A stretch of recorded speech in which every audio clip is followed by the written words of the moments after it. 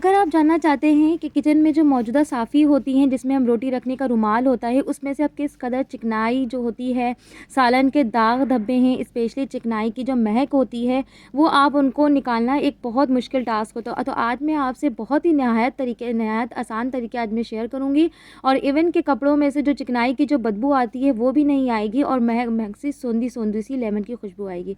Hello जी, अस्सलाम वालेकुम, welcome to my channel. आपने खौलते हुए पानी में 1 टेबल स्पून नमक डालना है, 2 टेबल स्पून आपने सर्फ डालना है और 1 टेबल स्पून आपने बेकिंग सोडा डालना है। देन उसके बाद आपके पास मेरे पास 3 रुमाल के टुकड़े हैं, वो मैंने डाल दिया।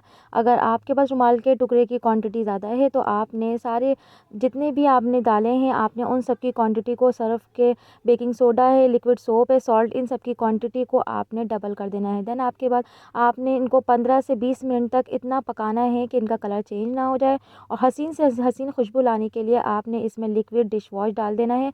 अगर आपके पास लिक्विड डिश वॉश नहीं है तो आप शैम्पू भी ऐड कर सकते हैं। यकीन करें इतनी ज़बरदस्त हसीन खुशबू आती है और सर्फ जो है और प्लस बेकिंग सोडा जो है वो सारी चिकनाई डर्ट मैल को ख़त्म कर देता है। फिर उसके बाद मैंने ये रात में काम किया था। रात में काम करने के बाद पूरी रात के लिए मैंने साफ़ी को पानी में छोड़ दिया।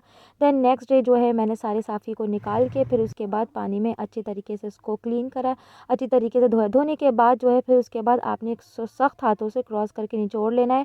आपको डिश स्पिनर की बिल्कुल भी ज़रूरत नहीं होगी। ये देखिए देखिए देखते माशाल्लाह से कितना हो गया, ज़रा सा भी एक कतरा नहीं गिरा और माशाल्लाह से सारे दाग धब्बे चिकनाई के धोए थे उस तरह से सब ख़त्म हो गए। आप वाइट को भी बिल्कुल इसी तरह से क्लीन कर सकते हैं। मेरी वीडियो पसंद आए तो ज़रूर लाइक करना। अल्लाह हाफ़िज़।